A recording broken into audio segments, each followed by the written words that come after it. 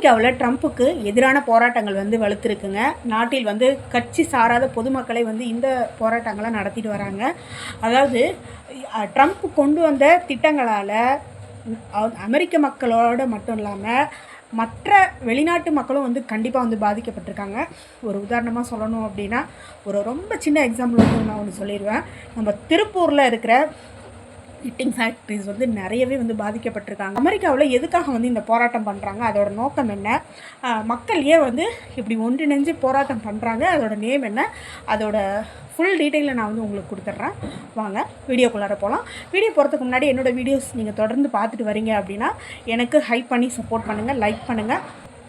இந்த போராட்டத்தோட பேர் no king protest. முக்கியமாக வந்து ட்ரம்ப்புக்கு கீழே எங்களுக்கு ஆட்சியே வேண்டாம், ட்ரம்ப் வந்து திரும்ப வீட்டுக்கே போகட்டும் அப்படிங்கிறது தான் வந்து இதோட ஃபுல் மீனிங்கு. இவங்களோட நோக்கமும் அதுதான். அமெரிக்காவும் வந்து ஒரு ஜனநாயக நாடு தான். ஸோ அப்படி வந்து ஒரு ஜனநாயக ஆட்சி தான் வந்து நடக்கணுமோ ஒழிஞ்சு இங்கே வந்து ராஜா மாதிரி யாருமே வந்து பிஹேவ் பண்ணக்கூடாது. ட்ரம்ப்பை வந்து மெயினாக வந்து சுட்டி காட்டுறாங்க. ஸோ ட்ரம்ப்போட வந்து கிங் மாதிரியான மென்டாலிட்டிலாம் வந்து அமெரிக்க மக்கள் ரொம்பவே வெறுக்கிறதுனால நோ கிங் ப்ரொட்டஸ்ட் வந்து அந்த நேமில் தான் வந்து முழு போராட்டத்தையும் வந்து நடத்திட்டு இருக்காங்க. ட்ரம்ப் மேலே நிறைய வந்து குற்றச்சாட்டுகள் இருந்தாலும் இது 2வது வாய்ப்பாக வந்து ட்ரம்ப்புக்கு வந்து வாய்ப்பு வந்து மக்கள் கொடுத்தாங்க. அப்படி கொடுக்கப்பட்ட வாய்ப்பை வந்து துஷ்பிரயோகம் பண்ணுறதா வந்து பொதுமக்கள் ரொம்ப ஃபீல் பண்ணுறாங்க. இந்த போராட்டத்தோட மெயின் ரீசனே வந்து மக்களுக்குள்ளார ஒரு பயம் வந்துருச்சு. இந்த ஜனநாயகமே வந்து அமெரிக்க ஜனநாயகம் ரொம்ப ஆபத்துக்குள்ளார ஆயிடுச்சு. இப்போ கூட ரீசெண்டாக வந்து நிறைய வந்து அரசு பணியாளர்கள் வந்து ராஜினாமா பண்ணாங்க இல்லைங்களா, அதெல்லாம் வந்து வைரலாக வந்து நியூஸ் நம்ம எல்லாருமே வந்து பார்த்துருக்கோம். ஸோ ஜனநாயகமே வந்து ரொம்ப ஒரு ஆபத்தான நிலையில் இருக்குது. இதை வந்து மீட்டெடுக்கணும் அப்படின்ற ஒரு மோட்டிவில் தான் நோ கிங் ப்ரொட்டஸ்ட்டை வந்து ஸ்டார்ட் பண்ணியிருக்காங்க. அவர் பிறப்பித்த சில உத்தரவுகள் வந்து அங்கே இருக்கிற சில கட்சிகள், அப்புறம் வந்து நீதிமன்றம், இதெல்லாமே கருத்துக்கள் எதுவுமே கேட்காம சுயேட்சையாக இவர் மட்டுமே வந்து தனிச்சு எடுத்ததாக வந்து குற்றச்சாட்டுகள் வந்து மக்கள் வைக்கிறாங்க. ஸோ இந்த ஒரு விஷயம் போதாதா, ஒரு டாமினேட்டிங் ஸ்டேஜில் வந்து டொனால்ட் ட்ரம்ப் இருக்கார் அப்படிங்கிறத மக்கள் வந்து ரொம்பவே புரிஞ்சுக்கிட்டதுனால தான் இந்த போராட்டங்கள் ஆங்காங்கே நடந்துகிட்ருக்கு. இது மட்டும் கிடையாதுங்க, அங்கே இருக்கிற சில பத்திரிகைகள் ட்ரம்ப்புக்கு எதிராக வந்து ஏதாவது கருத்துக்கள் தெரிவித்தாங்கன்னா அவங்க மேலே கடுமையான நடவடிக்கைகள் வந்து எடுக்கப்பட்டு வர்றதாகவும் அமெரிக்க குடிமக்கள் வந்து குற்றம் சாட்டிட்டு வராங்க. இந்த போராட்டம் வந்து ரொம்ப அமைதியான நிலைமையிலே வந்து நடந்துகிட்ருக்கு. ரொம்ப பெருசாக வந்து ஒரு பொது சொத்துக்களை நாசம் பண்ணுறது அந்த மாதிரி எந்த விஷயங்களும் செய்யாமல் ரொம்ப அமைதியான முறையில் இந்த போராட்டத்தை முன்னெடுத்து நடத்திட்டு வராங்க. அவங்களோட கருத்துக்களை வந்து எப்படி தெரிவிக்கிறாங்க அப்படின்னா, ஒரு பாட்டு பாடுறது, டான்ஸ் ஆடுறது, அப்புறம் வந்து பேனர், அவங்களுக்கு என்ன கருத்து தோணுதோ அதை வந்து பேனராக வந்து பிடிச்சிட்டு வர்றது, இந்த மாதிரி விஷயங்களை மட்டும்தான் செய்கிறாங்க. இந்திய சுதந்திரம்லாம் வந்து தெருக்கூத்து வழியாக பண்ணாங்க. அப்புறம் பாரதியார்லாம் வந்து பார்த்திங்கன்னா கவிதைகள் நிறையா சொல்லி அது வழியாக மக்களுக்கு வந்து விழிப்புணர்வு ஏற்படுத்தினாங்க. காந்தி வந்து பார்த்திங்கன்னா உப்பு சத்தியாகிரகத்தை வந்து ரொம்ப பெரிய லெவலில் முன்னெடுத்து நடத்தினதுன்னு வந்து ஒரு சுதந்திரத்துக்கு வழிவகுத்தது இல்லைங்களா. அதே கான்செப்டில் ரொம்ப அமைதியான முறையில் யாருக்கும் எந்த இடையூறும் இல்லாமல் அவங்களோட கருத்துக்களை அவங்களுக்கு தெரிஞ்ச வகையில் பாட்டு பாட தெரியுதா, பாட்டு பாடி அந்த கருத்துக்களை வந்து சொல்கிறது. ஸோ மக்களுக்கு வந்து விழிப்புணர்வு கொண்டு வரணும். ஏன்னா ஒரு சிலர் வந்து இன்னமுமே வந்து ட்ரம்ப்புக்கு ஆதரவாக யூஎஸில் இருக்கிற மக்கள் வந்து ட்ரம்ப்பை கொண்டாடிட்டு இருக்கிற ஒன் செட் ஆஃப் பீப்புள்ஸுமே இருக்காங்க. ஸோ இது மாதிரி நம்ம பேசினா கண்டிப்பாக வந்து ஒரு மக்களிடையே விழிப்புணர்வு கொண்டு வரலாம் அப்படின்ற ஒரு நோக்கத்தில் நோ கிங் ப்ரொட்டஸ்ட் வந்து முன்னெடுத்து நடத்திட்டு வராங்க. இந்த போராட்டத்தோட மெயின் கான்செப்ட் என்ன அப்படின்னா, நோ ஒன் இஸ் எபோவ் தி லா, அதாவது சட்டத்துக்கு மேலே யாருமே கிடையாது. ஏன்னா சில உத்தரவுகள் வந்து நீதிமன்றம் சொல்லியும் இந்த உத்தரவுகள் வேண்டாம் பிறப்பிக்காதீங்க அப்படின்னு சொல்லியும் அதை வந்து கொஞ்சம் கூட மதிக்காமல் அவர் தன்னிச்சையாக வந்து சில உத்தரவுகள் பிறப்பிச்சார். அப்போ அவர் வந்து சட்டத்துக்கு மேலான ஒரு நபராக வந்து தன்னை காமிச்சிக்கிறாரு இல்லைங்களா.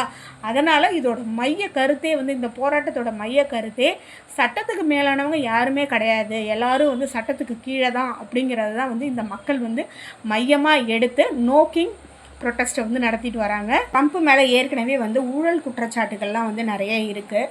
ஊழல் குற்றச்சாட்டுகள், அப்புறம் வந்து ஆவணங்களை வந்து மறைக்கிறது, அவருக்கு மேலே ஏதாவது ஒரு குற்றங்கள் இருக்குன்னா அதுக்கு ரீசனபிளாக இருக்கிற டாக்குமெண்ட்ரி எல்லாத்தையுமே ஹைட் பண்ணுறது, இப்படி நிறைய குற்றச்சாட்டுகள் இருந்தாலும் இவர் இப்போ ஆட்சிக்கு வந்ததுனால சட்டத்தை வந்து பயன்படுத்தி அதுலேருந்து வெளியில் வர முயற்சிக்கிறாரு அப்படிங்கிறதுமே வந்து மக்களோட கருத்துக்களாக இருக்குது. போராட்டக்காரர்கள்லாம் என்ன கோரிக்கை வைக்கிறாங்க அப்படின்னா, நாங்கள் இருக்கிறது ஒரு ஜனநாயக நாடு, எங்களுக்கு ஜனநாயகத்தை மதித்து நடக்கிற ஒரு தலைவர் தான் வேணுமே தவிர்த்து ஒரு ராஜா மாதிரி சர்வாதிகாரம் பண்ணுற ஒரு நபர் வந்து எங்களுக்கு ஆட்சி செய்ய வேண்டாம். இதுதான் வந்து இந்த மக்களோட முக்கிய கருத்தாக இருக்குது. அலெக்சாண்ட்ரியா ஒகாசியோ இவர் தான் வந்து பார்த்திங்கன்னா இந்த போராட்டத்துக்கு வழி நடத்திட்டு வந்துட்டுருக்காரு. இவர் வந்து பார்த்திங்கன்னா ஒரு காங்கிரஸ் தலைவர் தான். இவர் காங்கிரஸ் தலைவராக இருந்தாலும் இந்த போராட்டத்தில் பங்கு பெறுறவங்க எல்லாரும் கட்சி சார்ந்தவங்களாக இல்லாமல் பொதுமக்களும் ட்ரம்ப் மேலே இருக்கிற அதிருப்தியை காட்டணும்னு யாரெல்லாம் நினைக்கிறாங்களோ அந்த பொதுமக்கள் எல்லாருமே வந்து